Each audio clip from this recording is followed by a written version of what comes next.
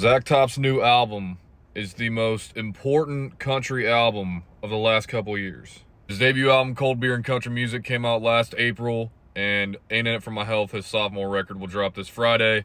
And I can't emphasize enough that this is going to be a huge release for country music. For various reasons. I mean, number one, for Zach Top as an artist altogether. You know, Chad Kroeger once said, you have a lifetime to get your first hit. But after you get that first hit, you have about a year to get your next one.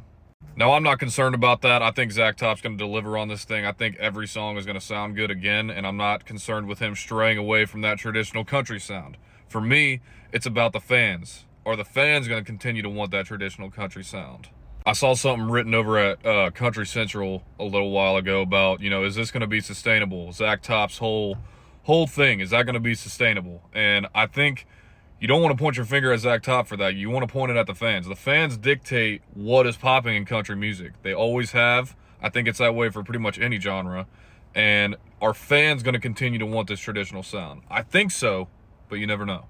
What I think does work in Zach Top's favor right now to continue to have his skyrocket ascension to the top of country music is there's not a lot going on right now. I've made a whole video about this before, but this moment that country music has been having, it's over. I'm telling you, there's not a whole lot going on at the moment.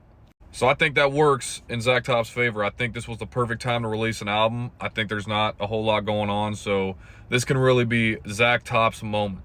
Now, from a marketing perspective, I really like this album rollout, or lack thereof, some would say.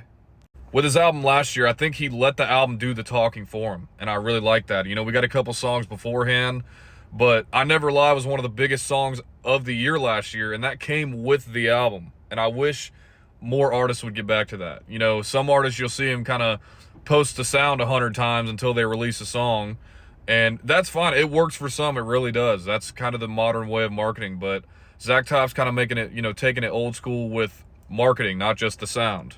We've gotten 2 releases so far with Good Times and Tan Lines, a fun little summer song, and then South of Sanity, which puts you in a time portal back to the late 80s. And now we've got a bunch of other songs to digest when the actual album drops on Friday. So I really like that. So I'm excited for this record. It's been a kind of slow year in country music, I feel like, and I think this is something that can kind of take us into the fall season and be something really good.